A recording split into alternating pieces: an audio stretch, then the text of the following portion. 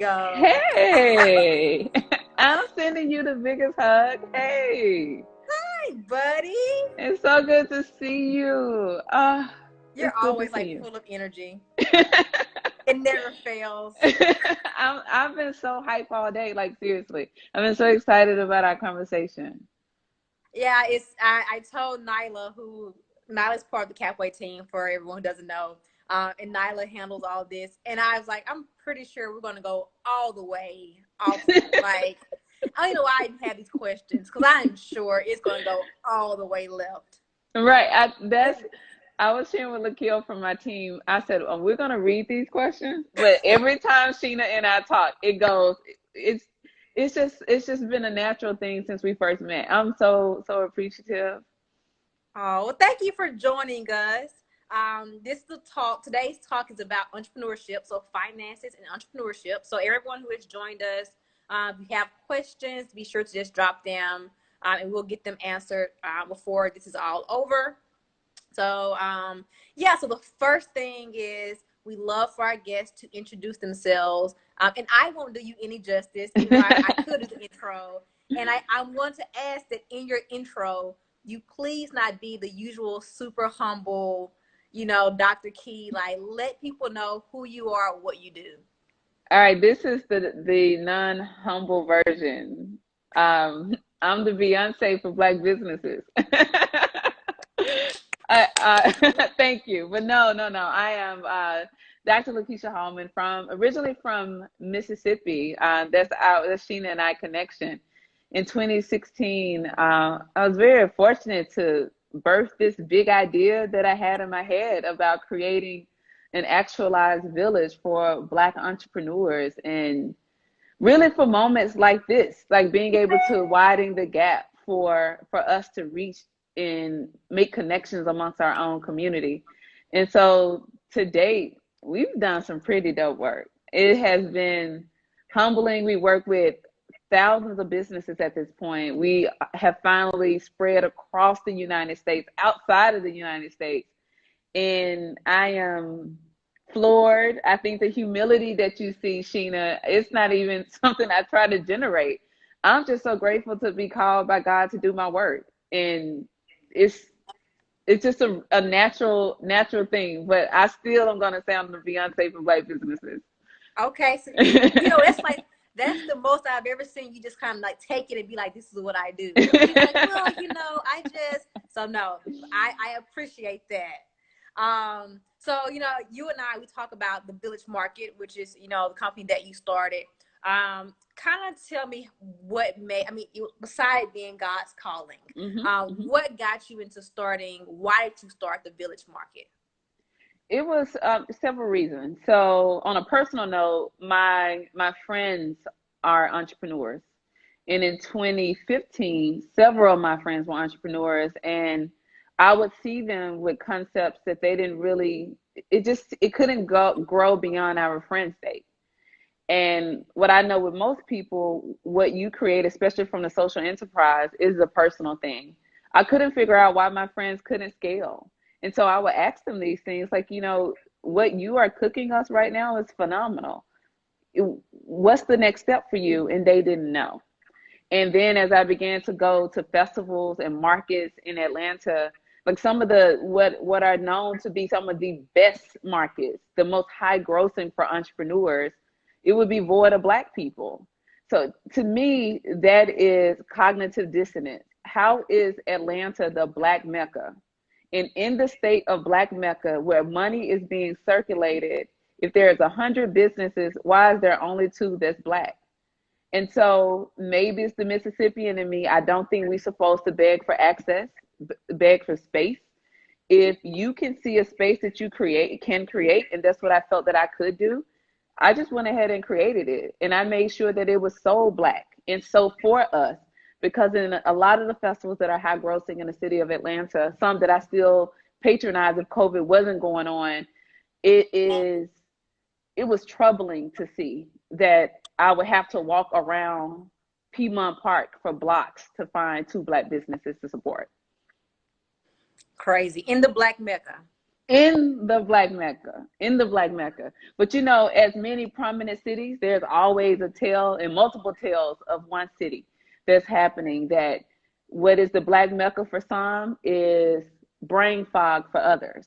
And so I'm always fighting for the those of us that it wasn't the Black Mecca at first. And so those my people. Like I ride for folks who are often written out of the narrative and only included in the narrative when it's beneficial. So for me, it wasn't, I didn't think about it. I mean, I am so confident in my ability to produce that I didn't think about it. I had never done an event. I'd never been a vendor. I'd never booked a space. And so I just did it. And I just knew it was going to be good, honestly. And yes, it has turned out to be great. Not good, but Thank you. great. Thank you. You've, like as you mentioned, you've dealt with hundreds and hundreds of vendors, and I've personally been to an event. I know what it's like. It's crazy. It's amazing. The feeling is crazy. But what are some of the biggest financial issues that you see people, especially people of color, Black people, when trying to start a business? What are some of the biggest financial hurdles or issues that you see? It's the what the research has said probably since 1920, the lack of accessibility to capital and funding, and also establishing business credit. And so we look at it from a business model. If you were trying to buy a house as a first time homeowner, what these finances are going to look at your relationship to credit and also what you have in your bank account today. And for small business owners, it's the same way. If you're trying to grow your business and you know that you need access to capital, those financial institutions are saying, well, what's your relationship to money? And if many folks are like me, first generation, that relationship to money kind of stops at myself. So because of so many institutionalized racism as well, I think we have to call the thing for what it is. When we see Black businesses not getting equal opportunity to funding, equal opportunity to accessibility, equal opportunity to establish credit, then you find in Atlanta, 96% of businesses are sole proprietors. That happens because you can only afford to take care of yourself in order to grow this business. But that is by design. I don't think that is by the elements of Black business. I don't think it's because Black businesses, we lack any business acumen. We lack opportunities to grow our business acumen. Okay, So, see, that conversation. Anyway, so kind of, I want to stay on that because I know when COVID hit, and we've seen the numbers from the PPP loans. I think it was it less than 2%. 2% yeah, of PPP loans went to Black owned businesses. But I will say that one thing that I did see a lot of was that even with the PPP loan being available, a lot of Black owned businesses, the issue was that they were banking out of one account. And of course, yeah. now you look at the paperwork for the PPP loan, it was like sending your statements from your business account and We like what? even, yeah, and even at Capway, we were getting people that was like, but no, how do I do it? Because I was using everything out of my personal account.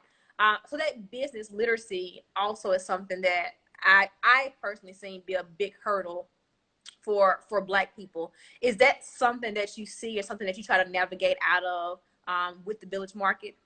Yeah, anything that we create from the village market comes from an authentic response. It's never reactionary.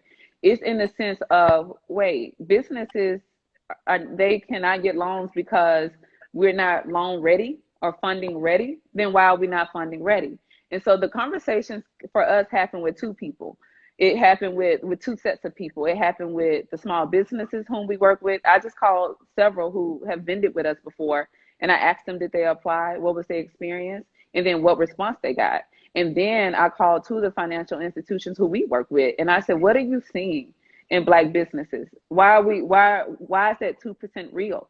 And when you have relationships with financial institutions, they tell you the truth. Sometimes it's off the record. It's like, Doc, we can't give a loan from a personal business account.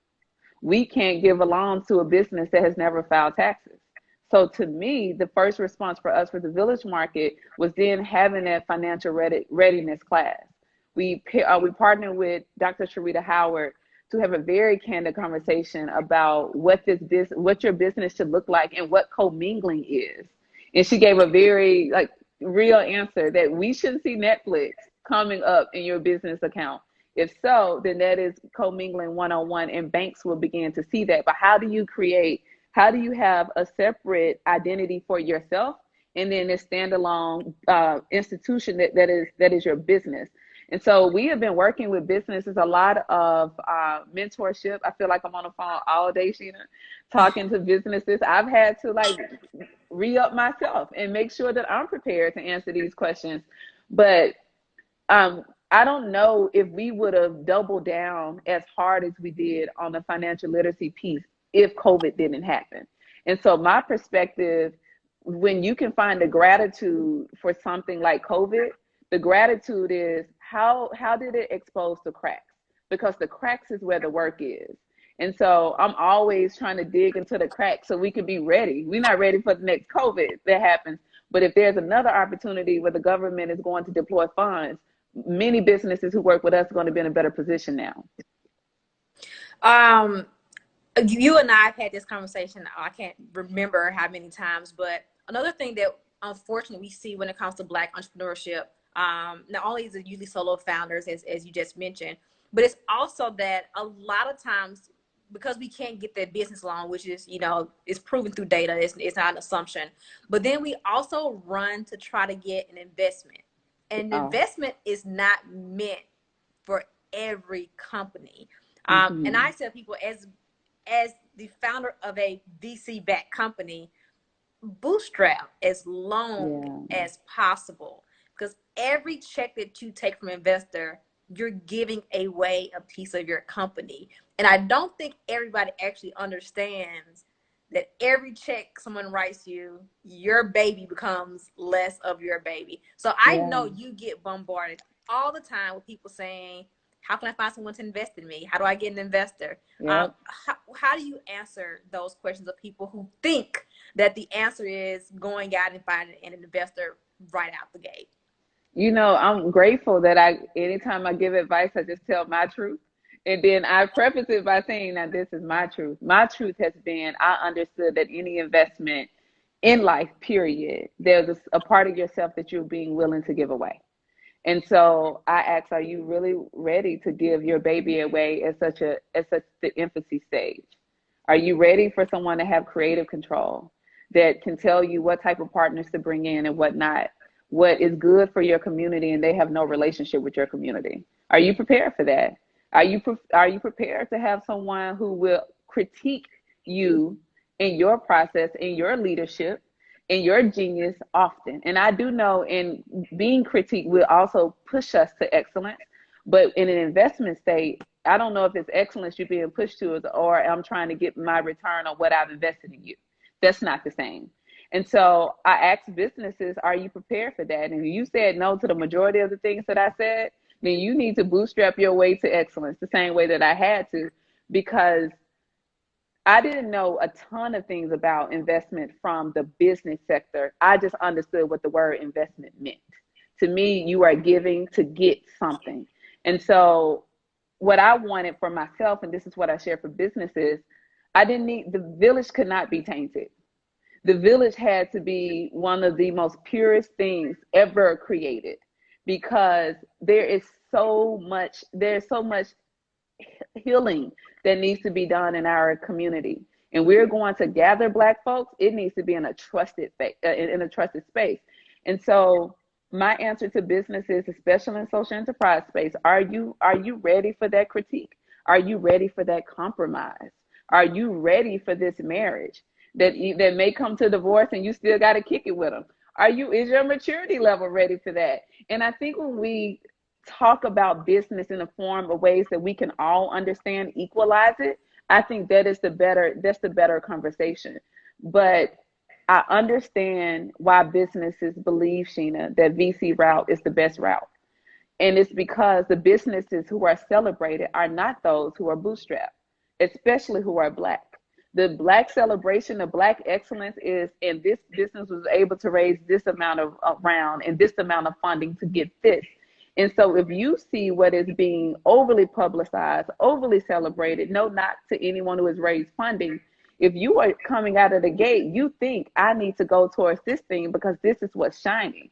So when my pushback is for publications, media, etc., that if you're going to tell stories of Black entrepreneurship, you need to tell all the stories of Black entrepreneurship.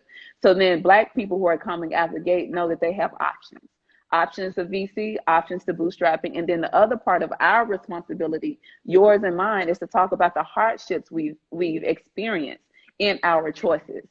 And our honesty is what helps lead our businesses and our community, ultimately, what works for them, bootstrapping for me, and what has worked for you in the VC space. Yeah, I hope I answered that. Yeah, no, you did. I've had two companies now. One, of course, bootstrap, as you know, then one that is VC backed. And I always tell people, like, it's two totally different things. You know, when I bootstrapped my first company, and as you know, because you've been able to bootstrap and do an amazing job with the Village Market, I only answered to myself.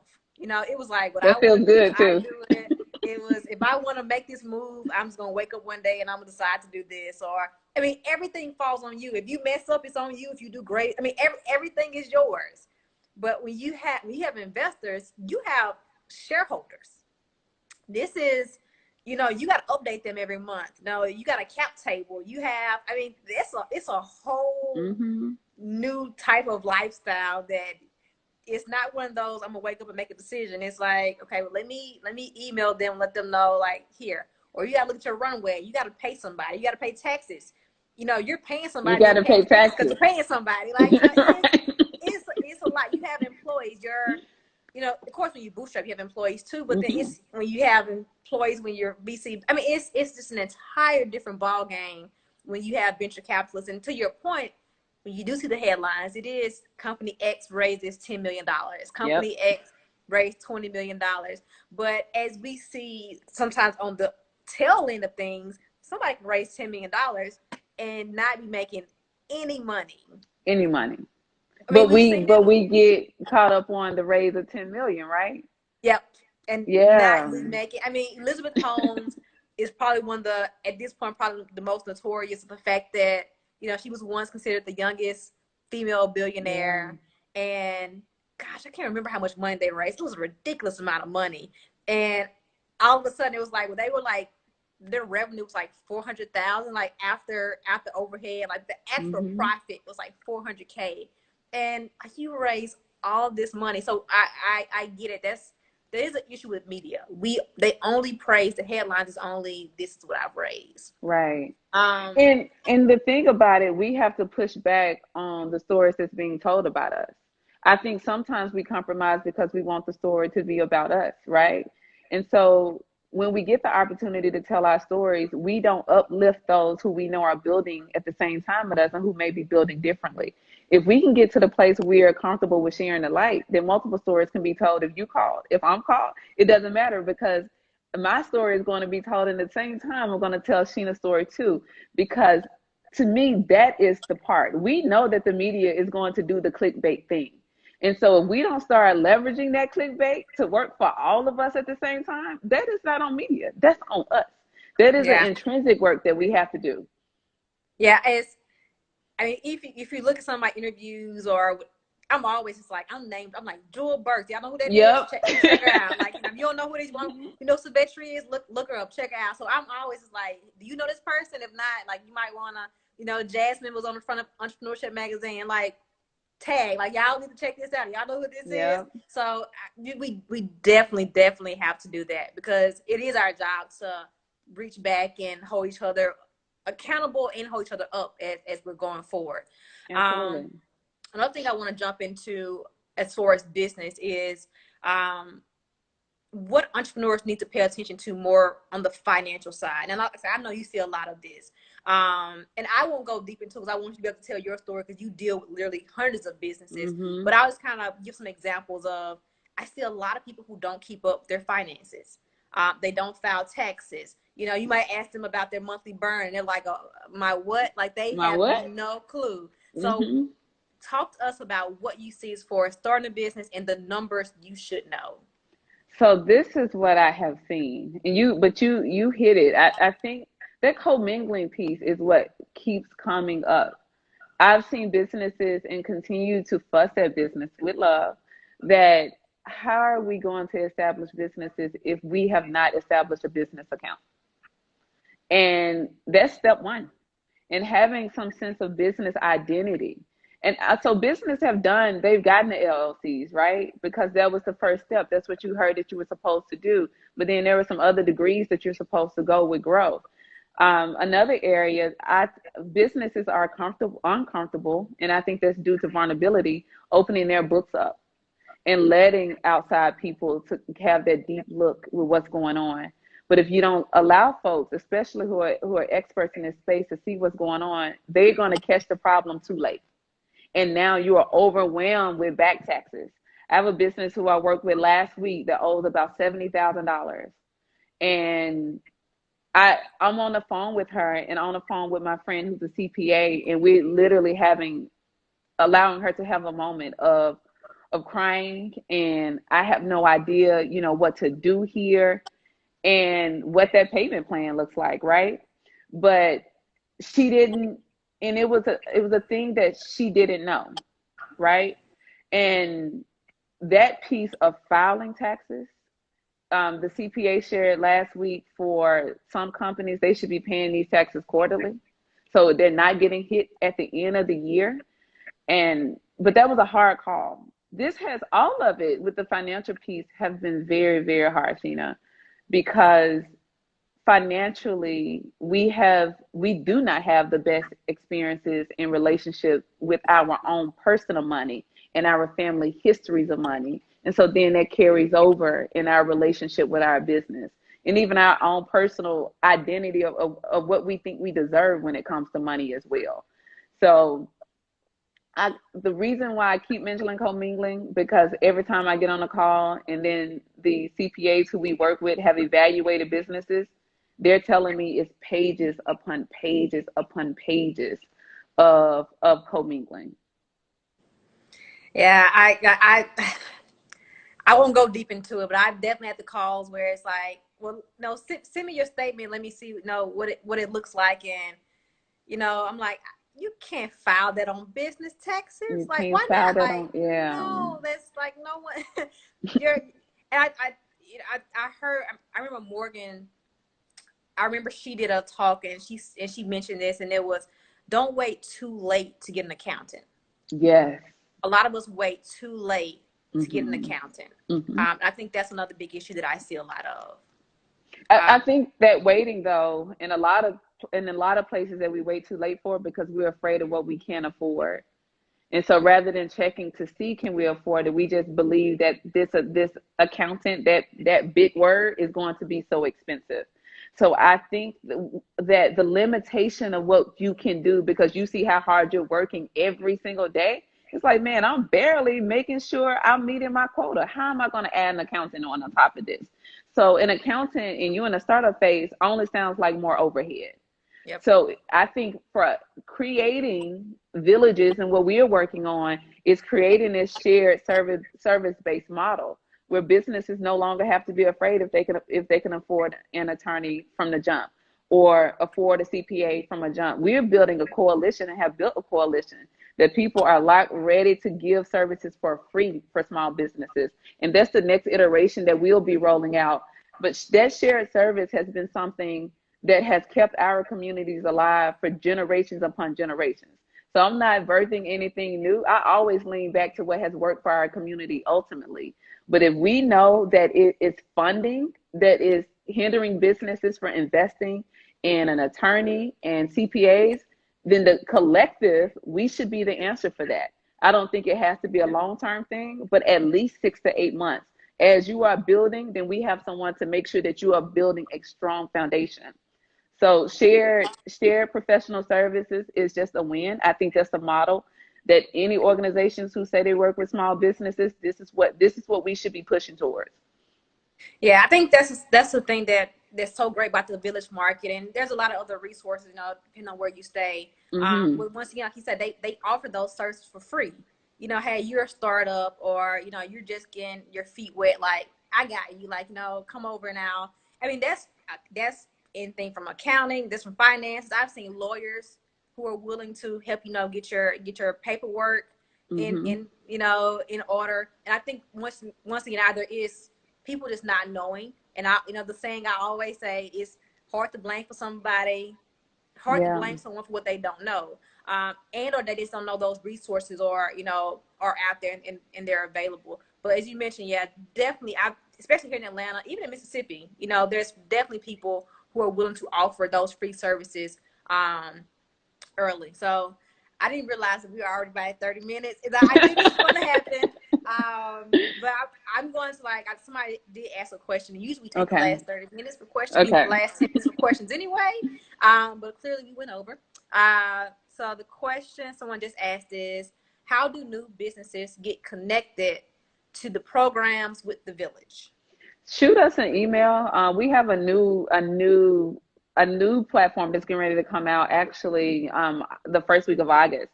But shoot us an email now, and Lakil from my team will make sure you are onboarded. But it's hello at the Village Market ATL .com. And if you go to the Village Market ATL, the our website and our email is in the bio. So check that out. But we will be rolling out this shared professional services, businesses services, starting August. And I'm super, we've been doing it in a pilot type of way because I pilot everything. That's the researcher in me. That's where the doctor comes from. I need to make sure that the big ideas that we have are actually impactful. Because if you're only working in your little small ecosystem, it sounds good. But if it's not helping businesses, is it good? And so we've seen that this model has been working for the last 3 months. Tell me that email one more time. I'll pin it really quickly. Okay. Hello Hello. at the villagemarketatl.com. Can you kind of just go over some of those services that you will be offering? Yes. So what we in this new model that we're finally officially going to launch is what we're saying is shared services, meaning we have attorneys in the village. We have CPAs in the village. We have branding and marketing specialists in the village. We have mass wholesalers and retailers in the village. Basically, we've been for the last couple of months been building an army of service-based providers who are joining with us to give these businesses our community services that you all would need for free, and also technical assistance things. Because what I've learned is that so many of the incubators are super cool, super dope, but when you leave, it is brain overload. And you take all these things and you don't really know how to apply it. The village is taking that step of application. So when you go beyond theory, we're going to help you apply those things that you've been learning. So if you want your Google Analytics, we will add your Google Analytics, but we're also going to explain to you what those Google Analytics is doing and what it is telling you about your business and telling you about your customers. Does your business need to be in Atlanta? No, good question. No, it actually does not. We're working with businesses now in 21 states. So absolutely not. Absolutely not. But that's a great question. Your resources, to kind of piggyback off that, to be clear, the resource that you have, this army of a directory that you're building, they're from all over too, right? Yep. These are not just people who are helping in Atlanta. These are people who are helping everywhere. Yeah, they're all over. Got it. We need some more foot soldiers in Oakland area. So y'all know somebody, tell them to look out for me. But yeah. You giving and selling all at the same time. Look at that. That's Right. business. Yeah. Um, One thing I want to jump into, I know we're going to go over a little bit, but Hmm. I expected this to happen. A lot of Black businesses, I know I'm going to be a little bit off on the number, Hmm. 41% have closed that they expect never to open back up due to Yeah. COVID. It's a big worry for a lot of people. I know you've had to pivot even with the village market, because a lot of the village market was events. It was like, it was a physical Absolutely. place you go. It's all these Black businesses. You can go and you can buy from them. You can learn from them. It was talks. I mean, I've been, it's amazing events, but you know, with COVID, of course, that's not happening. So Yeah. you've had to pivot. And I've seen you pivot fast, quick, and you've made it work. What would be your advice, not only to the hundreds of people who have been part of the village market, but people who are also watching this live and watch it later? What's your advice, especially to Black owners needing to pivot, having to pivot, with so many Black businesses having to shut down? So that number is real. That 41% translates to 400,000 businesses are slated to be closed by the end of December. That's a real number. And intrinsically, I have to give you the holistic advice first, and then I give you some business advice. Holistically, it's cool to mourn all your disappointments. It's totally okay to be disappointed in all the things that you really felt were promised to you in 2020. Because if we don't sit with that disappointment, we won't be able to grow this new thing. So if you need to cry, go cry, hug some trees, ride your bike. That's the stuff I do. And then we got to get to the place of what is my lesson? How do I turn the page? Because COVID has been a hard page turner. And so when I was sitting with myself March 13th, when I had what was slated, the largest village market coming up in 2 weeks, I had an option. Either I'm going to cry, or I am still going to think about what my purpose is to build and make impact. And so businesses, though you are pivoting, your purpose has not. It is literally how you are going to perform now. And if we can think of how can I maximize all of this free real estate that's happening on social now. Everybody on social, you don't even have to beg people to look at anything because we're all holding our phones. Make that work for you. There's a new conversation that you're going to have with your customer. These are not people that's coming face to face. So how do you want someone to talk to you and connect to you online? That is now your new message to this new person, this new customer, this new existence for you. But what I do know that COVID has looked like the worst of times, but I truly believe that this is going to be one of the best of times in history for Black folk. And so when we start thinking about Black businesses and our place in this space, if you quit now, you won't even know what the upside is. If you so happen to be a part of that 41%, if I so happen to be a part of that 41%, how I look at life, 2021, I'm going to be a part of that first 1%. And so what I am saying is that we cannot control the future. But if we're pushing a hard pause right now, you've already hindered yourself from growing. But mourn if you need to, but the purpose can't stop. The work has to get done.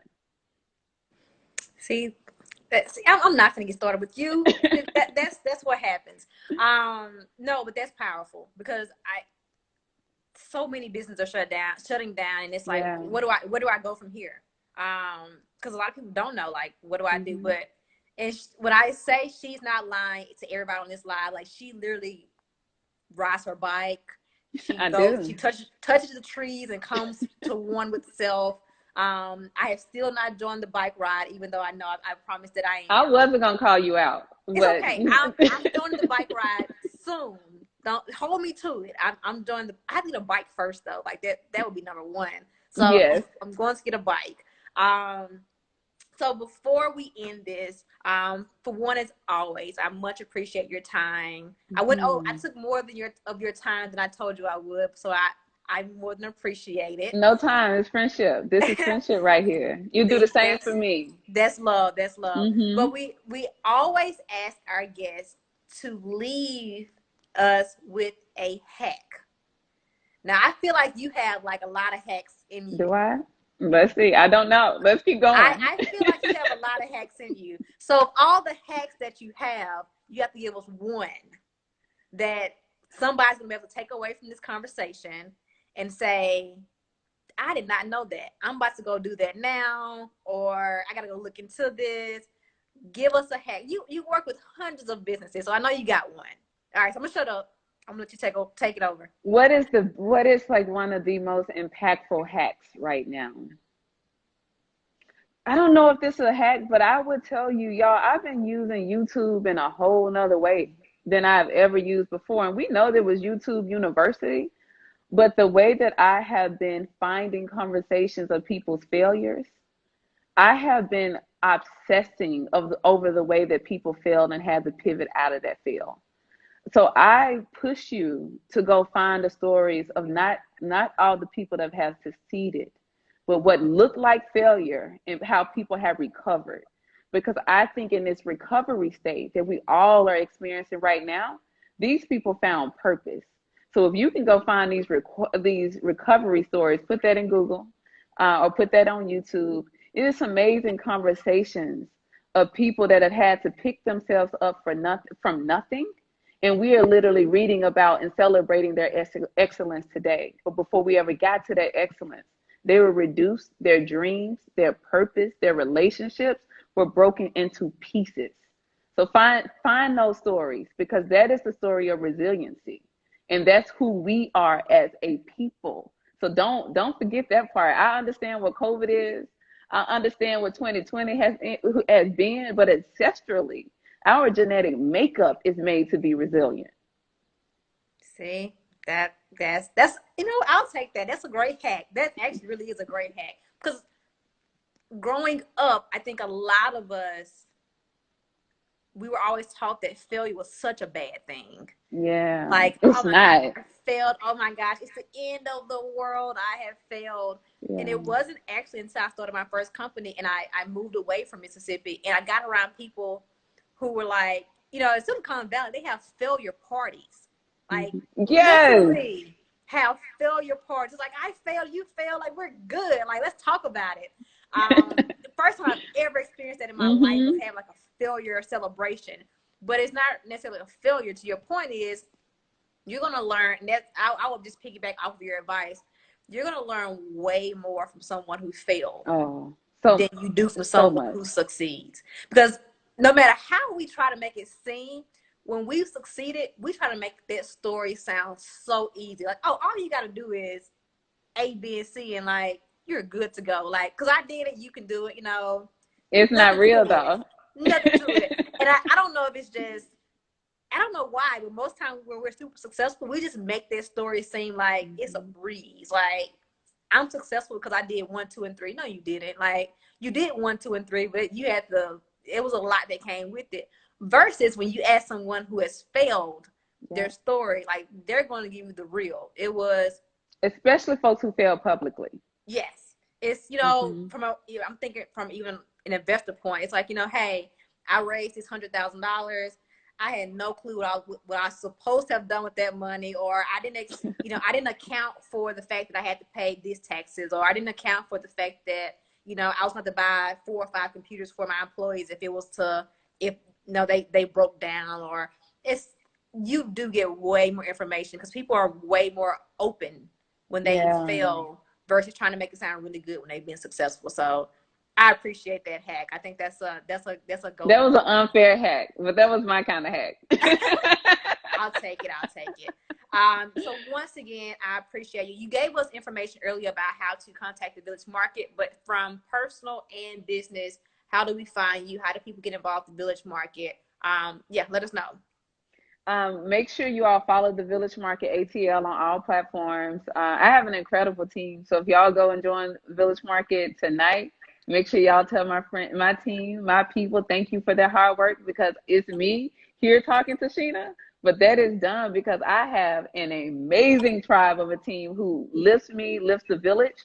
And also personally, if you want to follow me, is Dr. Hallmon on all platforms. Every now and then I drop a gem for you, Robin Bite, send some pictures, but make sure you follow me, and also follow Sheena. Keep supporting Sheena. Keep supporting the work of my sister, because we're really truly all in this together. All right, there it is. To everyone who joined this week's Culture Meets Money, much, much appreciate everyone for their time. Hope you got a lot from this. As usual, I knew Dr. Key was going to drop some gems. But yeah, appreciate it. Hope everybody have a great night. And until next week.